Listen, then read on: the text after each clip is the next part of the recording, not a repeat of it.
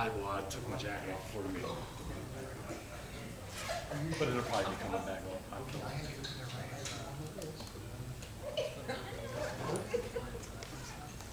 Yeah? No.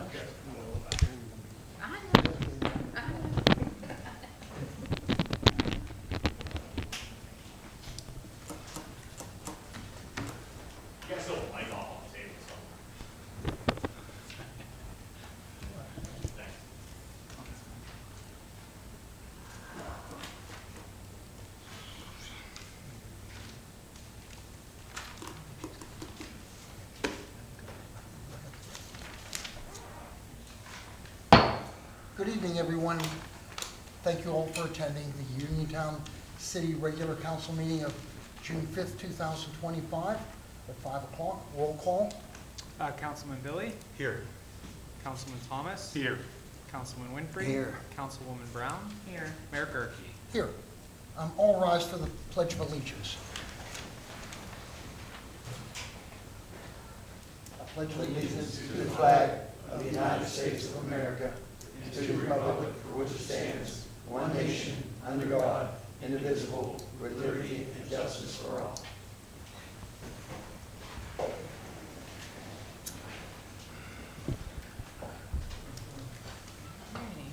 Any comments on agenda items only? Yes, Mayor, before we get started, I'd like to, since we have a lengthy meeting today, I'd like to go ahead and just read off the unpaid bills. These all come out of the general fund. This was ran today, June 5th. So we'll start out, American Cleaning Services Company. This is for the fire department, $220. AT&T for code enforcement, $65. Autoland of Uniontown, Police Department, $150.60. We have a breeze line bill for the police department, $332.76. We have a breeze line bill for City Hall, $25.99. Brothers Laser Service, this is for coffee counts in the police department, $360.31. Calkins Creative Company, this is for website maintenance, $30. Center Independent Energy LP for fuel charges, this is $3,060.16. Charlie's Classic Clean, $700, Police Department. Columbia Gas, this is altogether for the Public Safety Building, East End Fire Station, Street Department, and Sanitation Department. This is for Columbia Gas, $3,098.10. Cool Spring Supply Company, this is all cold patch and paving materials, patch materials. This is $1,309.09. We have a real estate refund in the amount of $42.91. D&M Trucking Company, Inc. This is for dump truck, 2011 dump truck, $929.03. This is U-joint seal air materials and some other maintenance that was done with that. DR Cyber Tech LLC. This is for a upgrade. This was $323.90. Encova Insurance, this is worker comp payment, $35,629.34. Fayette Parts, to an account that's for the street department. We have a total of $1,024.58. Fayette Parts Service, this is for the fire department, $79.98. First Commonwealth Advisors, this is for the retirees in the police department, $1,099.16. Mulch from Fry Lumber, $720. This was for the City Hall area. Full Service Network, this is Fern Service Charge. This is $984.80. Gauls LLC, New Hire Uniform Gear, $836.60. George R. Smalley Company, Inc., This, I'll break this one out. Fayette Gallatin Control Box and Flash Module, $326.25. Maine and Morgantown Red Light, $100. Five Corners replacement of red light, $246.80. This is to give you a little wrap up of what those charges will cost with those lights. Gloria J. McCormick, this is for legal fees, $100. Nagy Fuel Up, this is Philip Diesel, $631.75. Intermedia Net Inc., this is for a network expenses for the police department, $397.35. iWork, this is a new program that we had got in business with code in other areas in the city. This bill is a yearly fee, $15,000. Janitor Supply Company, Inc., bathroom supplies and cleaning supplies, both for City Hall at $104.79 and police cleaning supplies at $259.17. Car nuts, this is for one of our police cars. This was an inspection, an oil filter, a tire rotation, and it was some other continual maintenance. That is $336.02. Covell Building and Plumbing Supply, City Hall. This was a repair kit to the urinal. This is $22.01. Fire Department urinal treatment, $36.72. City Hall, this was to fix one of the toilets. We had a wrench and a wax gasket, $34.92. We have Little Effie's monogram and embroidering. This is for patchwork. We have that omitted. Lowe's, we have flowers for the City Hall area, $58.36. City Hall cleaning supplies at $12.32. Lynn PV Company, this is for drug testing kits that I believe that we carry into vehicles for traffic stops. Those kits are for narcotics, field testing kits for narcotics that we use on station. You can put them in cars, but they're subject to temperature fluctuations, so we do the control environment on the station. Thank you. So that is a very inexpensive cost of $109.99 for that material. Mark Bronner Doors, Fire Department Emergency Repair to the garage door. This was $1,520. Meatson Tri-Gas Inc. This is also for the fire department. Lease of cylinders. I believe that probably those cylinders will probably be for air supply. That is at $174.30. Michael Crabtree, PhD. This is for the Act 120 evals, $250. Newcomer Law Office is for the zoning. This is for May, the zoning hearing board, $83.33. O'Reilly Automotive is for the street department. Car wash, mitt and brush for $41.97. A purple power fountain,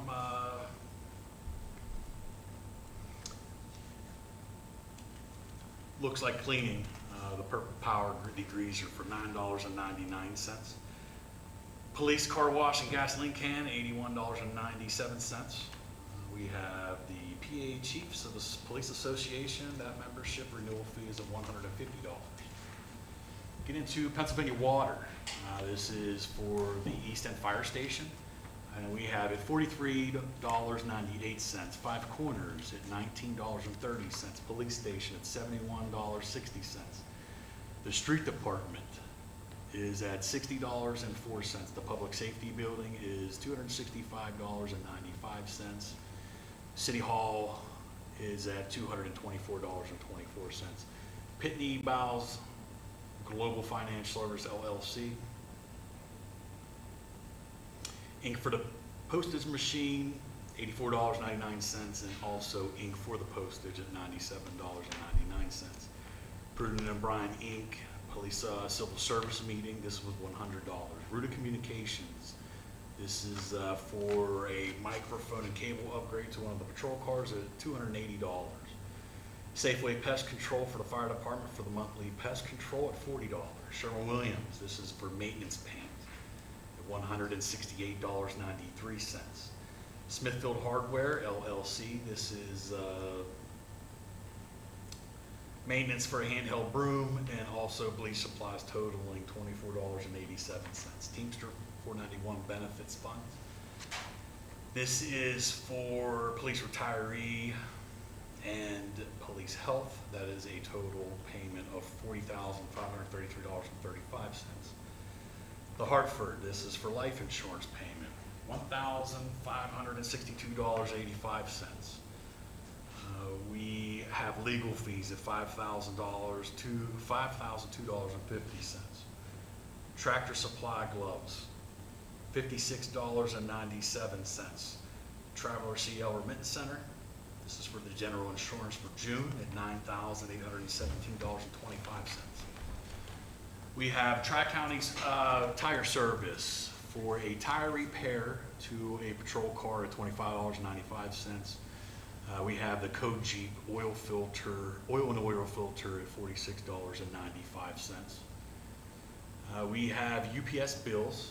This is for all forensic photos, all totaling $223.82. We have a vermin control bill. This is for the police department pest control. That is at $50. We have a Walmart Capital One card. And the city does not have very many of these cards, so this is one of these cards. Supplies, and this is for City Hall supplies at $178.58. West Penn Power, and I'll break this down. This is for the street department at $288.03. Sanitation department, $280.23. Five Corners at $42.82. We have another account for Five Corners at $43. We have the Civil Defense Building at $20.86. City Hall at $827.40. The Public Safety Building is at $765.34. That's for West Penn Power. Whitby Plumbing and HVAC LLC, this is for the fire department. This is a blowback, a backflow for both fire locations. That is at $400 for Central and the East End Station combined. So that's going to give us a total at $131,780.65.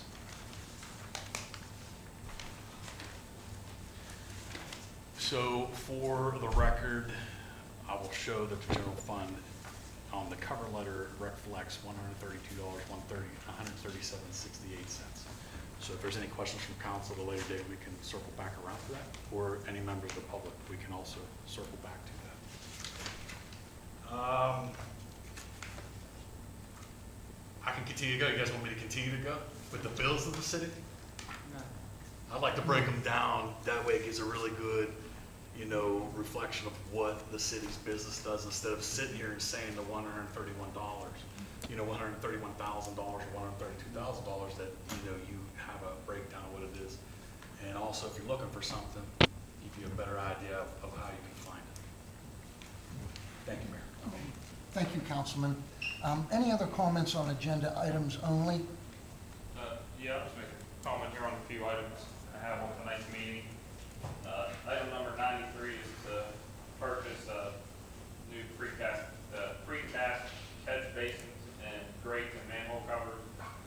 We usually make this purchase maybe once a year. I think the last time we bought it was like 2022 or something. And it's just inventory to keep on hand when something fails in the road. You have to replace in a manageable time. That way, it's not an inconvenience. Next item, number 99, is to purchase a new bucket for the Caterpillar high lift at the street department building. That machine, I believe, is a 2008, and it's the original bucket on it, and it's loaded salt its whole life and moved gravel, and it's been repaired in the past. And the repairs that are on it are starting to fail, and the metal's just getting thin on the whole bucket. And I think the best option is to just replace the entire thing. Next item, 108. Jacob David has completed his probationary period, and that's approved for him to be full-time employee here. He's very eager to learn and ask a lot of questions and wants to understand what's going on in every job. So I think he's a good fit, and I think he'll stick around with us for a while. And number 109 is to approve the purchase of a jetter truck hose and parts. our sewer jetter truck that we use to clean and maintain the sewer lines in the city. Recently, we've had multiple blowouts in it. I think we've had like 4 or 5 blowouts over the past 3 weeks. And we take and get repaired, and it's about $100 a repair. And I think it's the original hose to the truck, and the truck is a 2016. And being that we have all these terracotta lines, it chews the hose up pretty good after use. And just to purchase a new one, that's all. Thank you. Yeah, yes, sir. Any other comments on agenda items only? My name is Attorney John Rogers. Could you please take the podium and state your name and your address, please? We're for liquor license transfer. Yes, is that, or you're going to be addressing the liquor license transfer? Yeah. If you could just hold off on 1 minute, we're going to announce that specifically so we can have kind of a sub-hearing component of the meeting. Absolutely, yeah. If there's any other general public comment on any other agenda items, we'll do that first, and then we'll handle public comment on the liquor license. Okay, any other comments on agenda items only? Tim, do you have something? Yeah, so council will note on the agenda, item 107 is a resolution for an intermunicipal liquor license transfer. This has been reviewed and it's in accordance with the liquor code. Specifically, it's a request from JMA and Ma2 LLC. I apologize if I'm mispronouncing that. And it's a request to transfer Pennsylvania liquor license number R14439, which is a restaurant liquor license. Currently, it's at Gorley Enterprises Incorporation's location at 5101 National Pike, Markleysburg, which is Henry Clay Township. And they are looking to transfer that to 25 East Penn Street, Uniontown, Fayette County, Pennsylvania. This is a formality because it's being transferred from one municipality to another, which is why council needs to approve that as well. In connection with the PA Liquor Code, we're required to hold at least one public hearing to solicit public comment with respect to the proposed requested liquor license transfer. So at this point in time, we will open it up for public comment specifically on that requested liquor license transfer. If there's any public comment on that, anybody can go to the podium and provide that at this point in time. So, Would you like this? if you guys as the Yes, please. applicant, certainly you guys can go ahead and present anything you'd like as well. Can I stay here? Yes. Thank you. My name is John Rogers, and I represent J. Ma and Ma 2 LLC. I have here Shahil Patel. He's the managing member of the company. Basically, I think we'll more answer any questions anybody has, but basically it's the convenience store that they opened, which is right across the street. You guys can see it from here. They're looking to add liquor or beer as beer actually as an additional product. But in Pennsylvania, you have to have a restaurant liquor license, so they'll have 30 seats and it'll comply with all the requirements of the liquor code. And as your attorney said, we're here for the intermunicipal transfer. If you want, I'll have my client at least just give a little brief summary of his business and tell you, what they plan on selling and how they plan on doing it. We plan on opening a convenience store and deli. We'll be serving breakfast items like breakfast sandwiches, coffee, bagels, anything like donuts as well, and deli sandwiches, chicken salad, tuna salad, deli meats, deli cheeses as well. And in addition, we're going to try to get a pizza tray counter to sell pizza, chicken, if we can get that as well.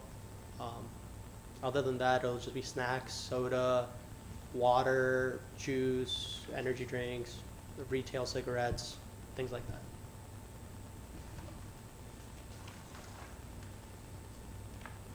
Any questions? No. Okay, very good. Thank you, gentlemen. Thank you. Just one more time, so I don't miss anyone. Any other comments on agenda items? If not, I've got a few things to inform the public about. We'll try to make this quick. First thing that I want to speak about is board appointments. There's always an opening for a board, and we have numerous boards. If you have an interest or in a particular board, or if you want to just come down and say, I'd like to serve on any board, write a letter of interest to City Hall, drop it off at our office, and we'll surely put that on so we can fill these boards. There's always an opening. So if you want to get involved in the community, that's a good place to start. I was with Councilwoman Brown last night at Grant Street and at Bailey Park, and I just instead of getting into everything that's going on there, because Councilwoman Brown has a lot going on at our park. So I was at Grant Street last night, and it was, it looks really nice, and she brought the Bruderhoff people down to help her just spruce up the park. Bailey Park's looking real nice. Joe Walkus and his crew keeps our lawns cut, and it makes you feel good versus 6-8 years ago. If you looked at our parks, they were pretty much in distress, but with a team effort, we're really sprucing things up. And of course, the basketball program starts here in a couple weeks, and we look forward to that going on at Grant Street. So if you get a chance, stop at Grant Street to watch some really good basketball. And there's a lot of people there, trust me, I go down. And so if you want to make new friends or just see some old friends and your neighbors, take a trip to Grant Street and you won't regret it. Our current concert series started tonight, and I see Miss Simmons here, and she's in 3 places at one time, but she's doing a really good job, and that's really nice for the community. Gets a lot of people out. And again, stop down there for that. You'll see, I'm sure you'll see someone you know, and try to meet someone that you don't know, and that's how we build a community. Again, building a community. The farmers market started off last Saturday, and even though it rained on Saturday morning, you'd think that'd keep people away, but they had a really good turnout, and we get that weather well, I'm sure it'll double. So Kelly Trott and her team, she's doing a really good job down there, and you know, showing off our park, and that's just amazing. A real quick item that I have, we had a little scheduling problem for the Italian festival, but the Sons of Italy was gracious enough to move their event. They usually have it on Main Street between Gallatin and Beeson, but this year we're moving it up to where the courthouse is. I think that's even a better venue after you look at it, and it'll be a real nice event. So I'm sure you'll make it down there. There'll be a lot of people there, and that's, again, that's how we build our community, just doing things of that nature. Street department. If you look around City Hall, and we have on the agenda tonight to approve, or I think Councilman Billy said that we bought some mulch for City Hall. The shrubs were trimmed, and it makes you feel good to walk into City Hall to see that. All around the building, it's really coming up really nice. And talking about sprucing things up, Elaine Otterstrom, I hope I pronounced your last name correctly, Elaine. I've only known you for 5 years, and I struggle with pronouncing your last name. But needless to say, if you look at our carpeting here in City Hall, Elaine came down on a Saturday, not on city time. She came out of the kindness of her heart, had a carpet scrubber, and really made it look like it's new carpeting. We had talked about putting new floor in here, which is an expense, but the way it looks now, I think it looks more than fine. And again, pride in your workplace, and that's really nice. Talking about Elaine, she worked in the sewage office, and she retired, but she's coming back part-time, and so we're glad to have Elaine back here for 2 or 3 days a week. So that'll be really nice too, to have Elaine still around. She really cares about our city and where she works. And the last item that I have is a little hard one. Terrence Price, our code officer, he's been with us about 16 months, Terrence. Amazing job that he's done. It's always been a passion of mine for code. I would get calls, endless calls. There's garbage here, there's high grass there, and Terrence was on top of everything. Every morning, Terrence calls me at 7:05, not 7:06, 7:05. We talk for 25, 35 minutes, and maybe 5 of those minutes we exchange pleasantries, but for the remainder of the time that we talk, we're going over different properties, bringing me up to date on where we are on this particular property, on that particular property. And Terrence is firm, but he knows how to deal with people, and we've made great progress in cleaning up our city. I'll go back, I don't want to repeat myself, but I think this item has to be repeated. On cleanup day in April, before the cleanup day, Pastor Winfrey and I would go out and scout the city out to see, hey, where's the garbage, what do we need to clean up? And Pastor Winfrey brought it to my attention. He said, the alleys in the neighborhoods, they're not perfect. but wow, are they cleaned up. Making progress, we're not perfect, but to add to that, on Saturday, we, Pastor Winfrey, myself, Councilman Billy, and I believe Matt Thomas was with us, so we all got in a truck to go around with the garbage truck to help pick up garbage. But Councilman Billy makes a comment, well, the alleys look good, and the citizens have done it, but Terrence has spearheaded that, and I can't say enough to say thank you to Terrence. Unfortunately, Terrence is going to be leaving us. We'll read his resignation this evening, and that's a hard one. But he contacts me throughout the day. It's never a bother. He'll call me up and say, I'm going here, Mr. Mayor, I'm going there. He called me one day and he said, is it okay if I go out of the city limits to contact an owner of a property to bring it to their attention that their property needs to be brought up to code? And whenever I get a phone call, most of the time, all of the time, someone will call me and say, hey, this property in my neighborhood is bad. I said, Terrence is already on it. He's already issued a citation, came to see the people. But getting along with people in the community and everyone here at City Hall, I've never heard, and I'm not saying this because I like Terrence, I've never heard a derogatory comment that Terrence didn't treat me with respect or kindness, but he was firm. Terrence, thank you for all the service that you've given us. We're going to carry the torch that you've given us. It's going to be a heavy and hard torch to carry, but thank you for setting us up, putting us in a good position. Thank you very much. That's all I have. And I can add to that, showing right now year-to-date the profit loss versus the actuals. So, starting out, when we were doing the code, we didn't, really didn't exactly have a high number that we set, so we set a number of 3,000.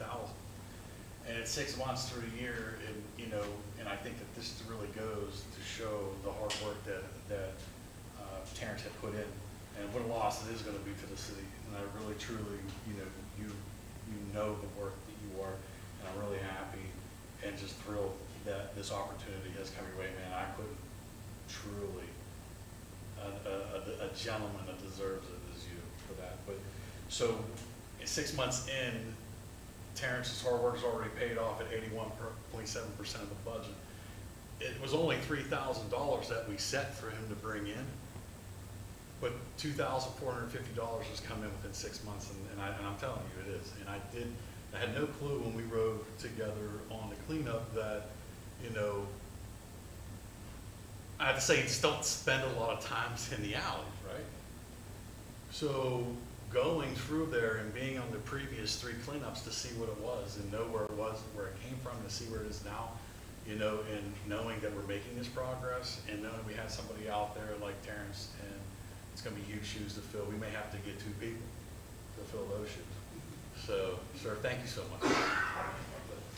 Terrence, a couple, I've lost my train of thought, but one thing, Terrence didn't come, his true call, he's answering his true calling now. He's going to be, if I could say, he's going to be a chaplain for the basketball team at Old Miss University in Oxford, Mississippi. That's his calling, but he took it upon himself to come here and just to transition a job. We were all hoping that this would be a lifetime job, but that's Terrence's calling. And we wish you the best of luck, Terrence. And this is still home. Oh, absolutely. And we've had those conversations. This is still home. Absolutely.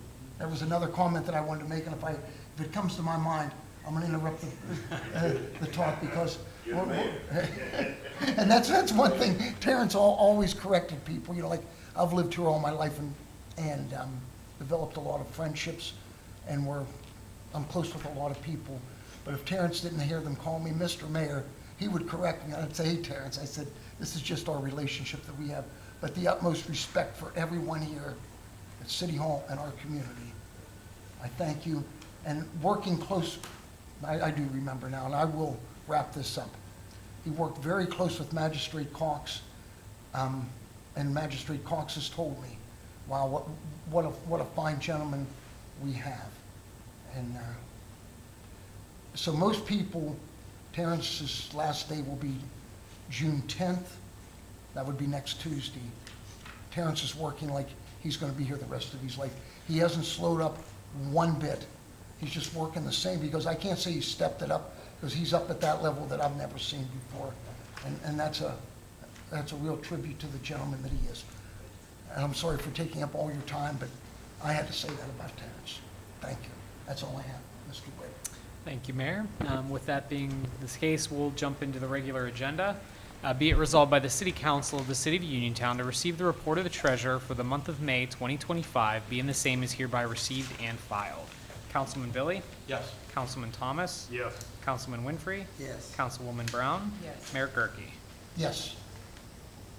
Be it resolved by the City Council of the City of Uniontown to authorize a refund to the following taxpayer for real estate city taxpayer funds, and it's in the amount of the refund amount is $46.76. Councilman Thomas, Yes. Councilman Winfrey, Yes. Councilwoman Brown, Yes. Councilman Billy, I will abstain, and the reason is this refund, it has its beginnings in the office that I work for at the county, so I'll abstain from this. and Mayor Gurke. Yes. Be it resolved by the City Council of the City of Uniontown to accept the minutes of the May 5th, 2025 regular City Council meeting, being the same is hereby accepted and filed. Councilwoman Winfrey, Yes. Councilwoman Brown, Yes. Councilman Billy, Yes. Councilman Thomas. Yes. Mayor Gurke. Yes. Be it resolved by the City Council of the City of Uniontown, the council hereby directs the Director of Accounts and Finance to make payment of the following invoices for services rendered or products procured for the City of Uniontown. May 2025 invoices, General Fund, $132,137.68. Sewer Fund, $148,136.90. Recreation, $1,229.22. Recycling, $3,858.80. Highway, $42,993.79. Off-street, $7,047.26. And library, $71,463.16. Councilwoman Brown, Yes. Councilman Billy, Yes. Councilman Thomas, Yes. Councilman Winfrey, Yes. Mayor Gurke. Yes. Be it resolved by the City Council of the City of Uniontown to approve the fire pump testing on all pumping apparatus for the fire department required per National Fire Protection Association NFPA standards, as well as periodic fire pump maintenance at a cost of $3,350. Councilman Billy, Yes. Councilman Thomas, Yes. Councilwoman Winfrey, Yes. Councilwoman Brown, Yes. Mayor Gurke. Yes. Be it resolved by the City Council of the City of Uniontown to approve Ware Gladman as Grant Street Summer League Basketball Director for the 2025 season at $4,800 for the season. $4,800 for the season. Councilman Thomas, Yes. Councilman Winfrey, Yes. Councilwoman Brown, Yes. Councilman Billy, Yes. Mayor Gurke. Yes. Be it resolved by the City Council of the City of Uniontown to hire Amy Yazioro as part-time Assistant Basketball League Director for Grant Street Park for the 2025 season at $14 per hour for up to 25 hours per week. Councilman Winfrey, Yes. Councilwoman Brown, Yes. Councilman Billy, Yes. Councilman Thomas. Yes. Mayor Gurke. Yes. Be it resolved by the City Council of the City of Uniontown to approve to hire M. Tiffany Blejo as part-time Grant Street Park employee for the 2025 season at $14 per hour for up to 25 hours per week. Councilwoman Brown, Yes. Councilman Billy, Yes. Councilman Thomas. Yes. Councilman Winfrey. Yes. Mayor Gurke. Yes. Before this next one, can I show the record and an example for council that this is not $14 per hour, that it is indeed $8 per hour. So if you can make a note to your resolution packet. So be it resolved by the City Council of the City of Uniontown to hire Cameron Walkins for part-time Grant Street Park employee for the 2025 season at $8 per hour for up to 25 hours per week. Councilman Billy, Yes. Councilman Thomas. Yes. Councilman Winfrey. Yes. Councilwoman Brown, Yes. Mayor Gurke. Yes. Be it resolved by the City Council of the City of Uniontown to approve the purchase of 450 Summer Basketball League T-shirts from Uniontown Printing Press at a cost of $4,050. Councilman Thomas, Yes. Councilman Winfrey, Yes. Councilwoman Brown, Yes. Councilman Billy, Yes. Mayor Gurke. Before I vote, Ms. Brown, that is all donated money? Yes. Okay, very good. Good job. Yes. Be it resolved by the City Council of the City of Uniontown to approve the purchase of sewage catch basins and grates from EJ Supply and Feihoff Concrete Products Incorporated to total $16,987.23. Councilman Winfrey, Yes. Councilwoman Brown, Yes. Councilman Billy, Yes. Councilman Thomas, Yes. Mayor Gurke. Yes. Be it resolved by the City Council of the City of Uniontown to approve the purchase of ammunition for the City of Uniontown Police Department from the officer store to total $4,050.69. Councilwoman Brown, Yes. Councilman Billy, Yes. Councilman Thomas, Yes. Councilman Winfrey, Yes. Mayor Gurke. Yes. Be resolved by the City Council of the City of Uniontown to accept the resignation of Jatea Pearl from the City of Uniontown Police Department effective June 1st, 2025. Councilman Billy, Yes. Councilman Thomas, Yes. Councilman Winfrey, Yes. Councilwoman Brown, Yes. Mayor Gurke. Yes. Be it resolved by the City Council of the City of Uniontown to authorize the city clerk to advertise for a new list of civil service applicants for the City of Uniontown Police Department. Councilman Thomas, Yes. Councilman Winfrey, Yes. Councilwoman Brown, Yes. Councilman Billy, Yes. Mayor Gurke. Yes. Be resolved by the City Council of the City of Uniontown to accept the resignation of Terrence Price from the City of Uniontown Code Enforcement position effective June 10th, 2025. Councilman Winfrey, Can we give you another 5,000? Put it on the change. Yes. Councilwoman Brown, Yes. Councilman Billy, I would like to make a motion to table this, but I'm gonna vote yes. Resignation. Councilman Thomas, Yes. and Mayor Gurke. You know, Councilman Billy, I think Would you it have, second you'd that? have a second very easily. Unfortunately, yes. Thank you, Terrence. Thank you, Terrence. Be it resolved by the City Council of the City of Uniontown to authorize the payment of compensated absences to Terrence Price to total $3,214.48. Councilwoman Brown, Yes. Councilman Billy, So just to put that in perspective, Terrence is giving back 10 days. So not giving back, but what he has done is his dedication. The man has had 10 days vacation, 3 personal days and 10 sick days. And he didn't use any yet this year. So thank you. And that's a well-deserved yes. Councilman Thomas, Yes. Councilman Winfrey, Yes. Mayor Gurke. Yes. And that's something that I cannot even say. Be it resolved by the City Council of the City of Uniontown to authorize the city clerk to advertise for full-time code enforcement officer position. Councilman Billy, Yes. Councilman Thomas, Yes. Councilman Winfrey, Yes. Councilwoman Brown, Yes. Mayor Gurke. Yes. Be it resolved by the City Council of the City of Uniontown to authorize the purchase of a 2025 Caterpillar 914 GP bucket from Cleveland Brothers to cost $5,100. Councilman Thomas, Yes. Councilman Winfrey, Yes. Councilwoman Brown, Yes. Councilman Billy, Yes. Mayor Gurke. Yes.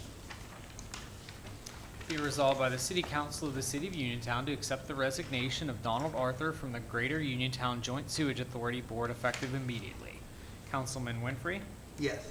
Councilwoman Brown, Yes. Councilman Billy, Before I vote, I would like to thank Mr. Arthur for serving on this board.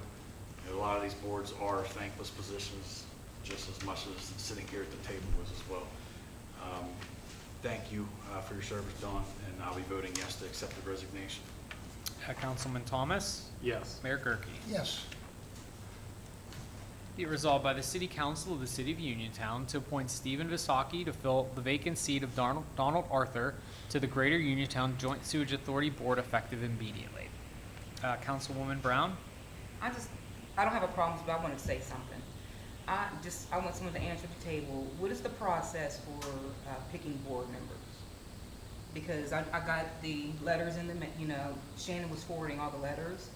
So is there a sit-down with council members to nominate out of the letters? Can you explain the process to me, how there was already a decision made without me even being part of the discussion? So there's no formal process, and actually any formal discussion that would involve 3 or more members of council would actually have to be at an open meeting. Yes, It's not an executive sessionable item. yes. So generally, when letters are received, those should be distributed to all the council members. And then prior to a meeting, council members should individually be talking to each other with respect to, who they may support or be supportive of, Yes. who they'd be willing to support, and then ultimately, as with any resolution that ends up at the meeting tonight, to get on the agenda, there need to be at least a motion and then a second to get it before council this evening. Okay. So there was a specific request for an individual based on a letter that was submitted that did receive a first and a second, which is why it's presented No, to I council don't this have a evening. problem with it, but in the future, I would like to be a part of those conversations, just out of respect, because I am a council member at the stable. And I just didn't like the process, and I see it happen all the time. I would just like to be involved in the conversation. I don't have a problem with the decision, I feel the way it happens is not appropriate. So I think if you could clarify, Solicitor, what the process is for members of council to bring something as a resolution. And is there a difference from the mayor versus other members of council being able to present items as resolutions? So the third-class city code enables any member of council to make a motion, essentially, to Yep. present a resolution to the council for action or potential action. Again, internally, the policy is to receive a initial motion and then a second. The third-class city code also provides that the mayor has the same standing as members of council with respect to bringing motions to council for consideration, with the internal distinction being generally requests from the mayor do not require a second. So that would be the only real distinction that we To have that as well, internally. would I be correct to say that the mayor can also decide what is on the agenda? So the mayor is chairman of the city council. Ultimately, if there's a dispute with respect to what is or is not on the agenda, the initial decision of what is or is not on the agenda is made by mayor as the chairman of council. Thank you. So is that what we're saying, this is how this came about? Is that the reason why you asked those questions and brought that up? Well, no, I think Exactly. the statement you made, Councilwoman, is misleading, and that's why I brought it up that way. No, it's not misleading. I asked a question because there's a name. So it's a There was a loaded question. discussion, It is, and I it's asked absolutely for a loaded clarification. question. Yeah, and I'm gonna give it to And Mr. Witt said that there's council members one-on-one can discuss, because it's not, an executive session is not mandatory, but True. one-on-one. So my assumption would be that there was a discussion, unless the mayor said, hey, this is who I want on here, then that's simple. So was there a discussion between So council members? so if I can ask you a question of the same thing, what's the difference with you calling everybody to get votes in support of resolutions that you want? When have I done that? When you call individuals, so then we've never had a conversation on that. Individually, right? Yeah. That's what he just said it was Okay, supposed so to that's- happen. And that's, so you're asking a loaded And question. it didn't happen, so I wasn't aware that this was the So, choice but we it is a made. loaded question that you're asking. It's not, it's simple. So It's I could simple. answer to, as far as how I found out. How I found out is that there was a letter from Mr. Rafel that was presented, that was in the mailbox. Well, I found out because Shannon did a great job at forwarding all the letters of interest, so I knew So, that way. well, I'm but- explaining to you how I found out. Well, that So- wasn't my so question, I as I brought was it up. saying though, but as I was saying, so,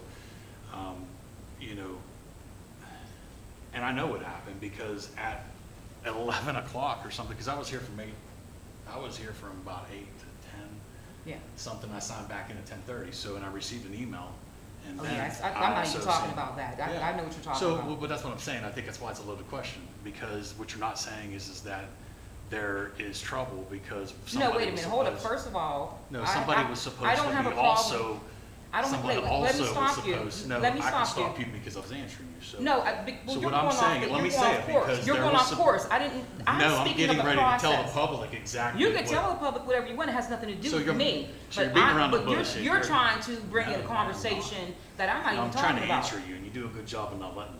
Well, So you have we a can good move job on. of cutting off people when they're talking, and then you have a I good way waited. of twisting what I But I just said. waited for I your didn't even allude to that. conversation. I don't have a problem, if I had a problem with So, what happened at 11 o'clock so today, there is a I would gentleman bring it that up is on myself. there, and I think that So you bring it gentleman up. is that, so, yeah, I'll bring it up. That's not what I was because- talking about. No, we won't do that. So Hold I on a would- minute, Because you don't Angela, twist it Jared. and mince it, you won't do Hold on that. just a minute. It was Angela, simple. Thank hold on It was a minute. clarification. Could you just talk one at a time, please? That's what I asked, and he's twisting what I asked. Everybody can hear what I asked. It was a simple question. Now you're going to another situation that I didn't even bring up. And if I wanted to, I would. So you don't have to say I'm doing loaded questions and beating around the So bush. it is a I'm not loaded that type of question person. because you asked, and if I can respectfully intervene right here, so it is a loaded question, and I'll tell you why, because what you're saying is who picks it and who does this and how did everybody find out, and I was trying to tell you how everyone found out. I didn't say how everybody found out. I said how did the name So, come on the list. I again, didn't. I know that. I know how everybody found out. So I think the public can really see what is going here, and the fact is that somebody didn't make the meeting, and it's very, and it's a shame, it's unfortunate that this person didn't make the meeting and get on because this person's highly qualified. And And I agree with you on that. And I do believe that the gentleman that is on tonight's meeting is just as, or equally, thank Yeah, you. yeah. As knowledgeable, and that was placed on the agenda, whether it garnered two, or if it was just one by the mayor, and that was the decision. So to explain it, that's how that was picked today. But in all due respect with you, I'm saying to you, that wasn't, what you just explained, that wasn't even what I was talking about. So I Because can it get happens back to, before. Let me I can just get back finish. to that. Let I me was getting finish. ready to explain to you how I received. So I didn't you can ask now how- no. finish and how you received. Let me finish. I didn't say how did Floor's you yours. receive the information. I said how did everyone decide to put a name on the agenda. I didn't say, I know how everybody received it. Shannon did a good job at forwarding all the information to us. So in you're our at, letter. okay. So that wasn't even my So if I question. can interject again, you're asking a question, you're answering your question, but asking the same question in a different word. No, I'm not. Yes, It's you simple. are, because Board you're members saying- always get assigned, Okay. and I'm never Mayor, aware of anything. Thank you, sir. And it's as simple as that. And that's what I said. Who's on the vote? And it's a yes. I mean, it's a Go ahead, yes. call roll. Okay, so that, you were, Councilwoman Brown is a yes? but- Yes. Okay. Councilman Billy? Yes. Councilman Thomas? Yes. Councilman Winfrey? Yes. Mayor Gurke? Yes, Be it resolved by the City Council of the City of Uniontown to approve the resignation of Elaine Otterstrom from the sewage office supervisor position effective May 30th, 2025. Councilman Billy? Yes. Councilman Thomas? Yes. Councilman Winfrey? Yes. Councilwoman Brown? Yes. Mayor Gurke? yes, Be it resolved by the City Council of the City of Uniontown to approve the payout of compensated absences to Elaine Otterstrom from the City of Uniontown Sewage Department to total $5,3.74. Councilman Thomas? Yes. Councilman Winfrey? Yes. Councilwoman Brown? Yes. Councilman Billy? Yes. Mayor Gurke? yes, Be it resolved by the City Council of the City of Uniontown to approve to hire Elaine Otterstrom as a part-time clerk at $27 per hour effective June 10th, 2025. Councilwoman Winfrey? Yes. Councilwoman Brown? Yes. Councilman Billy? Yes. Councilman Thomas? Yes. Mayor Gurke? yes, Be resolved by the City Council of the City of Uniontown to accept the resignation of Denise Stevens as license clerk effective June 4th, 2025. Councilwoman Brown? Yes. Councilman Billy? Yes. Councilman Thomas? Yes. Councilman Winfrey? Yes. Mayor Gurke? yes, Be resolved by the City Council of the City of Uniontown to approve the compensated absences payout for Denise Stevens to total $4,351.53. Councilman Billy? Yes. Councilman Thomas? Yes. Councilman Winfrey? Yes. Councilwoman Brown? Yes. Mayor Gurke? yes, Be resolved by the City Council of the City of Uniontown to approve the transfer of PLCB license number R14439 into the City of Uniontown from Henry Clay Township, Fayette County, Pennsylvania. Councilman Thomas? Yes. Councilman Winfrey? Yes. Councilwoman Brown? Yes. Councilman Billy? So when these are applications, Solicitor, when these applications are approved for transfer, is this just the formality when it presents this? Or is this something that? In most cases, it is a formality unless we opt to hold a complete hearing under the Local Agency Act, and then that's a much more rigid process. And then there's a standard you have to follow in terms of any sort of denial. Being that we had no objections to today's meeting? Correct. I vote yes. And Mayor Gurke. yes, Be it resolved by the City Council of the City of Uniontown that Jacob David of the City of Uniontown Sewage Department has successfully completed his 90 days probationary period effective June 4th, 2025. Councilman Winfrey, Yes. Councilwoman Brown, Yes. Councilman Billy, Yes. Councilman Thomas. Yes. Mayor Gurke. Yes. Be it resolved by the City Council of the City of Uniontown to approve the purchase of Jeter Truck hose and parts from U.S. Municipal Supply totaling $2,731.05. Councilwoman Brown, Yes. Councilman Billy, Yes. Councilman Thomas, Yes. Councilman Winfrey, Yes. Mayor Gurke. Yes. Be it resolved by the City Council of the City of Uniontown to approve the City of Uniontown Flea Market event to be held every Sunday in the month of July at Bailey Park with vendor registration fee made payable to the City of Uniontown Accounts and Finance Department in the amount of $25. Councilman Billy?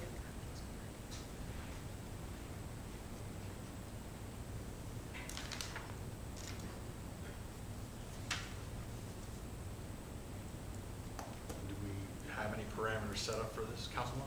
Do we brought this for the Parks and Recs? Yes, On this the is rec board, just- do we have any? This is just for permission just to start organizing and putting everything in place. I figure it's a good way for us to generate some revenue from our department, because right now, we really aren't generating any type of revenue.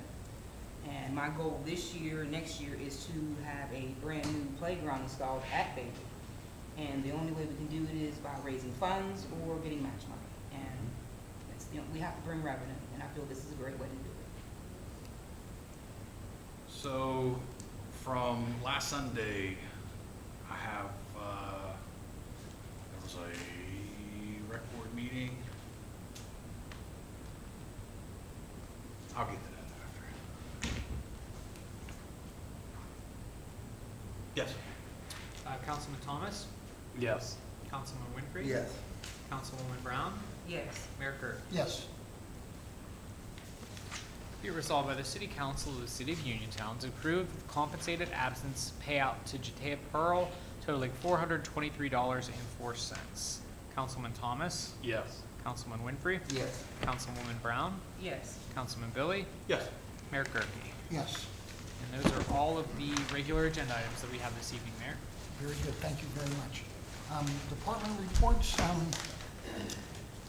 Ms. Simmons, Redevelopment Authority?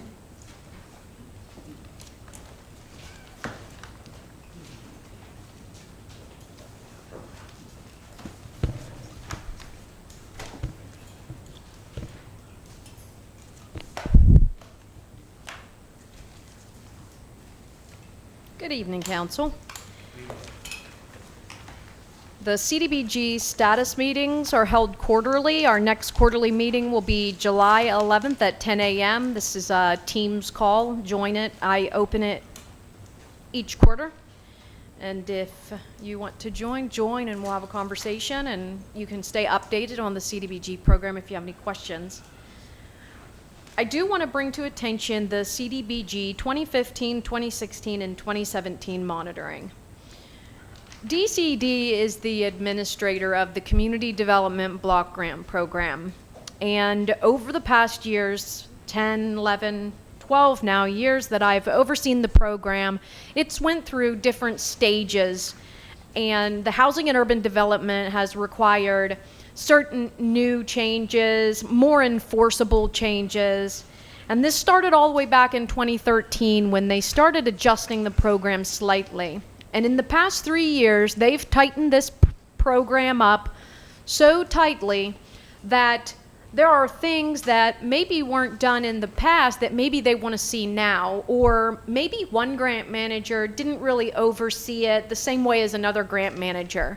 And I only want to preface that this monitoring was not necessarily a surprise. I was kind of warming everybody up for the fact that there was this monitoring of the program.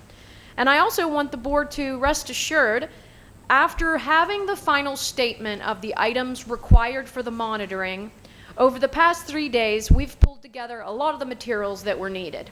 Sometimes it's just a formal letter that you need to get things moving. So we do have a lot of those. We're going to stay in really close contact with City Council. This monitoring is a very helpful tool, and I really look forward to 18, 19, and 20 monitoring. Each year we get a little better. And if you want more information on that monitoring, give me a call, come to my office, I can review that with you. But at this point, I'm feeling pretty positive that we're going to have what's required. The 24 contract was executed and it's pending the state. So it's ready to go. As soon as we get it from the state, we can start with the 2024 projects. I would like to hold the 2025 public hearing on June 26th. That would be an evening meeting. We will push it out on Facebook, we'll push it out on the website, and at that time we will collect public comment for the next year's application. This is around $300,000 that the public has a right to make suggestions and recommendations for how the city uses their community development block grant funds. Your quick glance review spreadsheet has not changed drastically. I usually provide that to you, but it'll be upon request moving forward. But I did outline a few important projects to make sure City Council's up to date on what our projects look like. So we have code enforcement coming up in 2024. And while we have a vacant position, we are going to keep moving forward. So when you hire this new person, they can allocate their salary, they can be reimbursed just the same as what we've been doing. We can just start with this fresh year. The blight demolition, Terrence has gotten me what's needed to date for the environmental reviews to be completed. So we should probably see, once the evaluations are done, some demolition in around 6 different structures in the city. And once that's done, the redevelopment authority will no longer own any blighted structures. We will just own vacant lots. The Marshall Park project, we have a Marshall Park work group, and we're having conversations of what that scope of work is going to look like. We're looking at lighting and sidewalks, and we are growing that project moving forward. It would be actually nice if we had more than 1 year of funds, and we'll have that conversation in the internal work groups, but a multi-year project may be a little more substantial of a project. So those conversations are ongoing. Reach out if you'd like to have any input on that. One Voice, One Community tutoring program is complete. All of those public service funds have been drawn down. We have the final report on the project. We have many pictures that's of the tutoring and the progress, and I'm going to do an exit interview for that public service because this is, I believe, the first time the city used their funds for public service. And it's not, I will say that it's not the city's priority to use that for public service, but the city was very accommodating to work with an infrastructure project that already had allocated funds to be able to keep those funds with the applicant, and I think it worked out nicely. The Calvary United Methodist Playground, we own the property now. There's 2 parcels over in East End by Calvary Church. We own the properties, and you'll see a letter soon for a request for an extension. We're going to extend that till December, and that'll give us time to get this environmental review complete. The State Theater external rehab, we've had a lot of movement on these projects, so the State Historic Preservation Office wants to make sure that the State Theater looks historic and keeps its historic value. And so in doing that, we looked at how we're framing it in and the different borders and things that are used.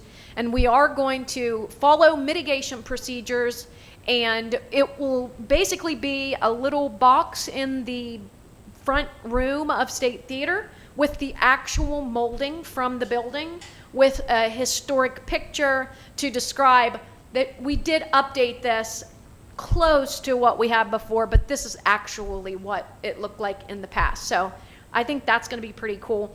Once we finish that, our environmental review will be finished, and yes, we are also going to have to extend that project. The 2 projects I just mentioned expire at the end of June, so that letter of extension till December is going to really get us to squeak by. But again, we really had to do a lot of overtime work to make sure we didn't lose those fundings early on. The 2025 competitive application, I would really like to see the city apply for competitive funds for sewage infrastructure, but there does need to be a sewage work group meeting coordinated. The fair funding on Winona Street, we officially have an agreement with K2 Engineering to begin the review of the structures. We are going to have conversations with the people who own the properties on Winona. So if you own the properties on Winona Street, give us a call because we would like to talk to you about how we can take a headache away. 20 Winona. 20? Yes. 20 Winona, and we have 3 or 4 others there. So we are reaching out to those owners who have been a little hard to get in contact with.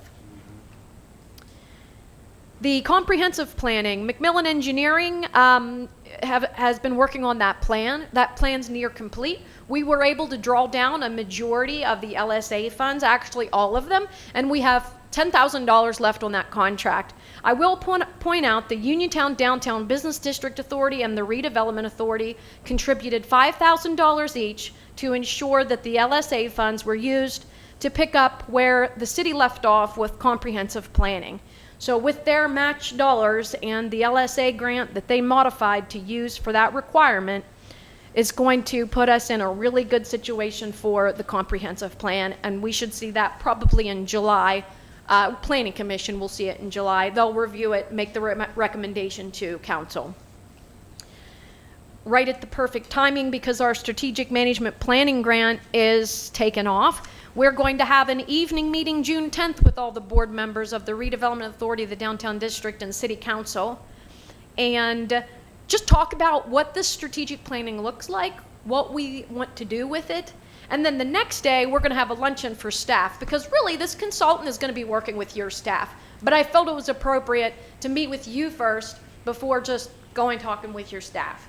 They're going to explain to you and answer questions of what that process looks like. The existing owner-occupied housing has been moving forward. We did just hire Bada Environmental for the environmental consultant that's required for the Tier 2 environmental reviews to begin our housing rehab projects. Housing rehab takes even longer than demo, but we're almost there, and we have about 5 that will be done. There's USDA 504 programs, public. If you are looking for housing rehab dollars, reach out to us. We've, Natasha Belazik in our office has completed 2 applications. There's 2 approved, 2 submitted, and there's 6 processing. That's the most we've had, ever, just in the 2 years. Property sales are near launch. I told council we were launching this property website, and you probably were like, she just talks and talks and talks. Well, the property website is almost ready to launch. We had to move it from Google over to another bunch of website words that I don't know. And that's going to be exciting because it will have all of our vacant parcels. So we have around 60 properties. If anybody wants to buy a parcel and build on it, or have a parcel in Uniontown, reach out to the Redevelopment Authority. We go through a bidding process and would want to sell many of those properties. The Blight Remediation Planning Grant, the CFA grant was submitted prior to me coming here. The scope of work that was submitted with that application, in my understanding, was the entire blight remediation planning process we'd need, which includes software to do the work. I had reached out early to the grant manager to discuss that with them, and it was an oversight on my part that even though I mentioned that we were going to be using software, it wasn't really part of the scope of work. It's an allowable cost, but it wasn't really part of the scope of work. But my grant manager didn't point that out to me. So I learned later. So thankfully, we have an opportunity.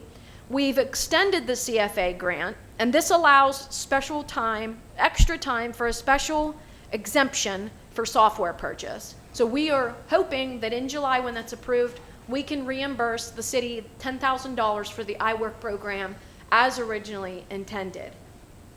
Again, that has to be reviewed at the CFA board meeting in July, but it is an allowable cost. That blight plan is going to be ready. It's ready right now. The blight task force is reviewing it, giving any last minute comments, and then we'll get that over to you, and you take a look at this wonderful program, what it did for us in terms of the blight remediation. Almost there. Landlord registration. Our quarterly meeting is coming up June 24th. We've had our official launch. It was blood, sweat, and tears getting to this point, but we are officially there. Landlords will be receiving a letter next week that identifies the new landlord program. There's flyers laying over where the agendas are at. It's a new online process, online payments, online printouts of your license, and online resources and quarterly meetings that we encourage landlords to attend. We want to assist landlords. We want to be there and provide resources for them, not just charge them a license fee. That is going to help us provide these services, but soon in the future, we can have a low-interest loan program or even a grant program to help landlords invest in their rentals. The iWork modules, the rental modules complete. That is what we're using to track the landlords. And the code complaint form, I assisted the city in launching this for them. The code enforcement officer uses iWork program. And you've probably noticed that the live code tool, DJ gave me a call, it's up and going. You can jump right in, you can jot your address in if you're interested. Maybe there's someone on your street, you can type that address in, and it will tell you if there's an open complaint, a closed complaint. It won't give you any other personal information, but then it'll at least tell you, hey, we're looking at it. You can go in yourself, you can take a picture of the house, you can attach it, and what that does is it gives Terrence and the new code enforcement officer the next steps to handling that code complaint. It's worked out great. Terrence used it recently where a sign was missing. By mid-morning, that problem was solved because it went straight to his devices. It really is working out great. It was an excellent investment of City Council to proceed with iWork. I've already said the rental's live, but the city now has the decision on how to move forward with the business administration oversight of the iWork module. This iWork program started a year ago, and now we're on 1 year in, which you'll need to pay the subscription fee because you have a subscription. Your subscription is a 3-year subscription. And they do that deliberately so then, because it takes about 3 years to really get rolling with the software. We don't want you to give up too early.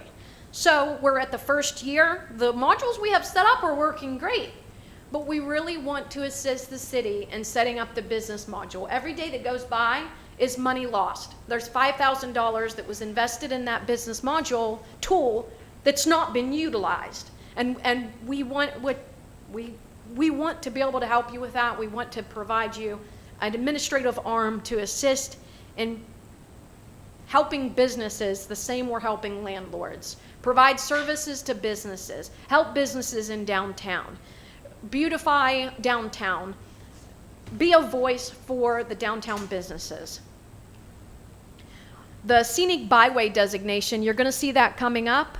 We're making a recommendation from Route 40 to West Main Street through town to East Main Street to Connellsville Street, and South Beeson from Berkeley to End Beeson, the dead end.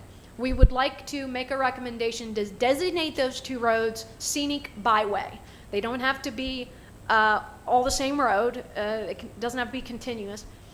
And the Planning Commission will need to review those. I'm working with Josh Bukovic to get them, Planning Commission, to review it and actually see if you designate it, what does that mean for you? And I think the biggest thing it means is you can't put huge billboards up along the road, which I think is already part of your zoning. But the ones that are there can be grandfathered in. It was mentioned about Story Square. We are going to be providing a Story Square rental flyer to be sure that we have no other snafus with the rental of Story Square. That's going to be available at the office, city clerk's office, and with us and online, where the online registration tool is available for anybody who wants to rent Story Square. I did just open the first concert, so it's up and going. A big shout out to Premier Nissan in Uniontown. They are community champion. They championed that event. That was the largest sponsorship we've gotten, and it made it possible. We also had WVU that's sponsoring, which is going to allow us to extend the concerts into September. And on September 11th, we're going to have a special event. I just noticed that I don't know if there's other September 11th events, but now there is. And Fret Buzz is going to be featured, the band, and we're going to have Honor Guard there and honor the veterans and those who served. our country. Herald Standard advertised that. June 5th, get the Go magazine. It has your band layout. We're going to have limited flyers. You'll need to print it out from there.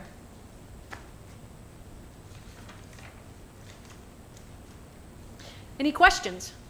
Yeah, so I wanted to, Director Simmons, I wanted to touch base on the downtown business district. So as we had discussed, and we discussed for, I don't know, probably 6 months or so before that, and it was discussed that we would entertain a possibility of increasing the business permit. And once we had found out that we had at our cap of that, you know, and that there wasn't any talk to go any further with you know, and then last month we had that email with the resolution to go ahead with them. So, Well, you know, there was talk. You just missed that meeting. We had a meeting that reviewed the next steps to get guidance from the board, and then following that meeting, that resolution was sent out to negotiate. So because I missed that meeting and that, you know, I play a very important role in that, I think that should have been something that was passed back and discussed. But actually through your meeting minutes, I did see that how that was discussed. Okay. So, you know, and I want to say that, you know, all of the entities, the separate entities of the city, we want to support.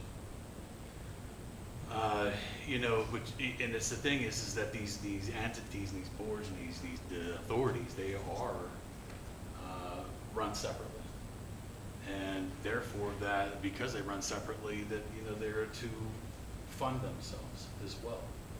You know, I don't have any problem with, just like we did with the redevelopment authority, because I still believe in that. You know,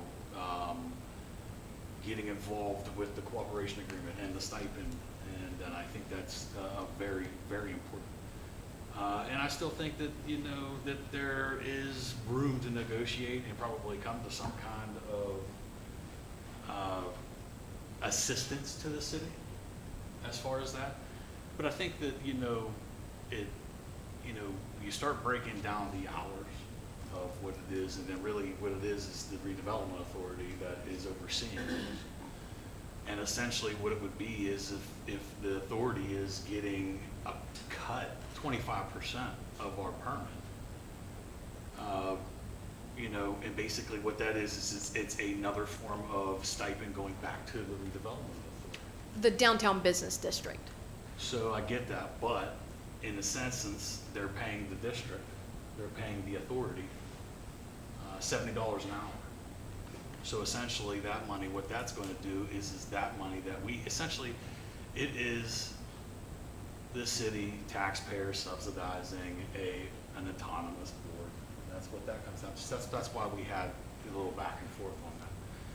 So, and through that discussion, was wanting to know what the tax base is of the central district. You know, and when you look at the city and you look at the overall assessed value and what it's worth, and then you start thinking, well, yeah, that kind of makes sense that the central business district would support the city. But then again, when you start looking into the numbers, as that's what I do for, you know, with the county, and you see that, you know, and when I say this, it's not that it's to talk it down and say it's not important, because it's extremely important. The downtown is the heartbeat of this area. It's that we are the county seat, so everything should ripple out. But when you look at it and you do the math and you see what it is, and you actually see what is actually brought in at face value, it's 12%, you know, give or take. And, you know, so I feel like, okay, for that service, which we're essentially just giving more to it, and I don't want to talk it down and say that you're not worth it, because I feel like I'm a huge advocate, you know.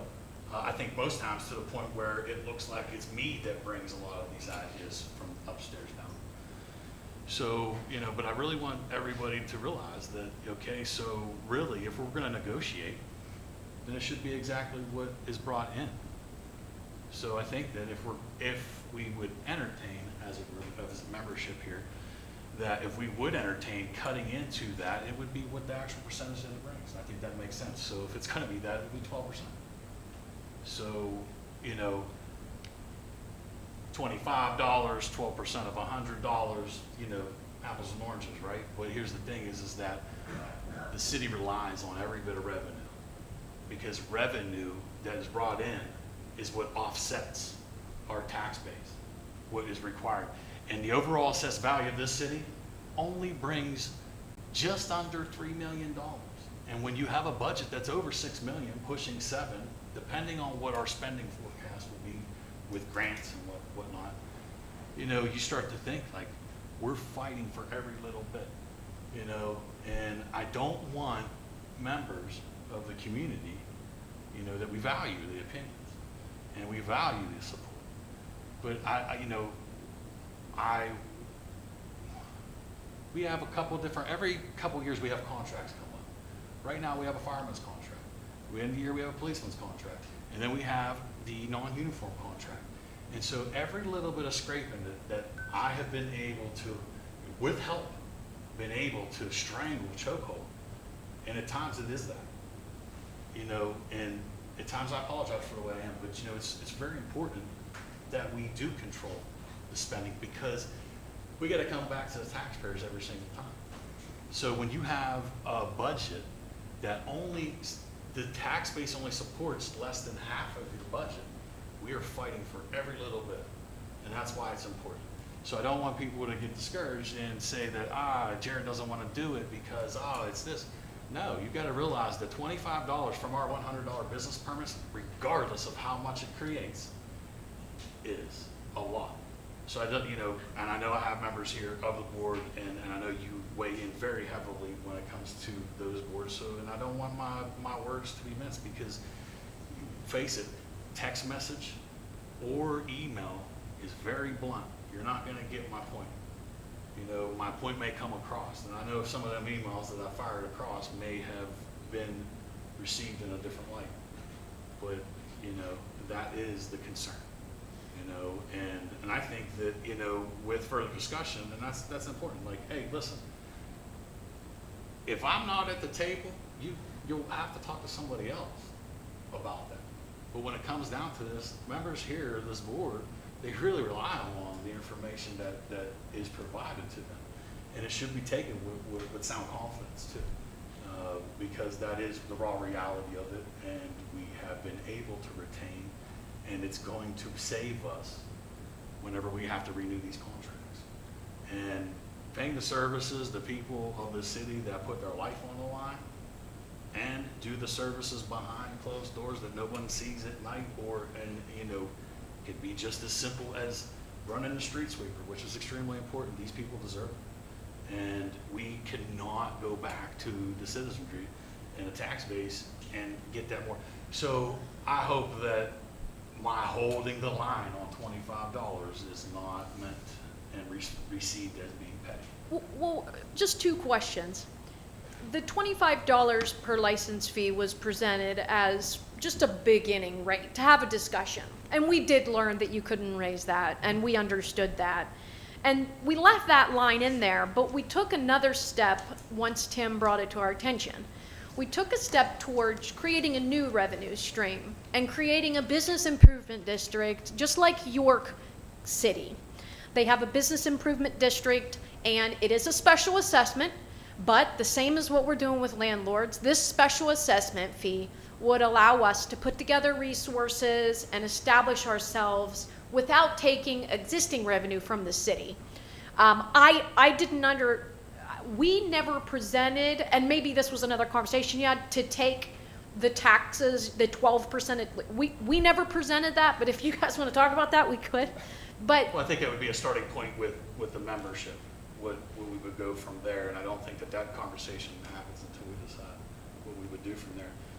And I think that, and if we can go back, and I'm sorry I interrupted you, if we can go back to that email that was presented for that resolution, in that contents, the subject matter of that resolution, that ordinance was that they were going to get $25 of our 100, so we can sit there and say that it was just a negotiation, talk about it. But here's the thing, if none of our members read into those emails, and none of our members actually read the ordinances, and then get pushed in, and we come in and we don't read the packet, and we don't talk to each other one-on-one. But you weren't, I'm sorry, I'm going to interrupt you. You weren't at the meeting, which I gave you about 2 weeks to let me know that you couldn't attend it. And I want to schedule around, I want to make sure you can be there. You were the most important person. It was upsetting not to Which see was you here this with new us. meeting with the stamp, yes. And when we were here at the meeting, we said, they asked for that resolution. They asked for me to send it so then we could continue that conversation. It was never an intention to buffalo anything through, to try to get something and under you guys. It was just a, hey, here it is again. I've sent it 3 times. Could you read it? Let's have a conversation. Let's talk. And that meeting was really good. We left that meeting and everybody really felt good about it. And I think, without taking the rest of our public time, tonight's presentation to discuss that was just, we want to continue conversations with you. We want to help the city. I did see that you had a resignation. We want to set up your business module. We want to be able to go online and get a listing of all the businesses in Uniontown. We want to go in and we want to be able to print a mailing list and know our businesses. And if we don't work with the city to do that, we're going to have to basically do it on our own on the side. And we're asking for a little boost because this can be reviewed annually. So I think this would help me make my decision better. What I'd like to request is I'd like to request information in your bank accounts up there for the business district. I sent it over this morning, Okay, bank good. statements for Good. May and the redevelopment authority. Okay, that's good. Okay. Thanks, Crystal. Any other questions? I really enjoyed the conversation with you, so please don't get this twisted like it is back and forth. I respect what you do for us. You do a lot, so please don't get get this misunderstanding. Business is business. Thank you.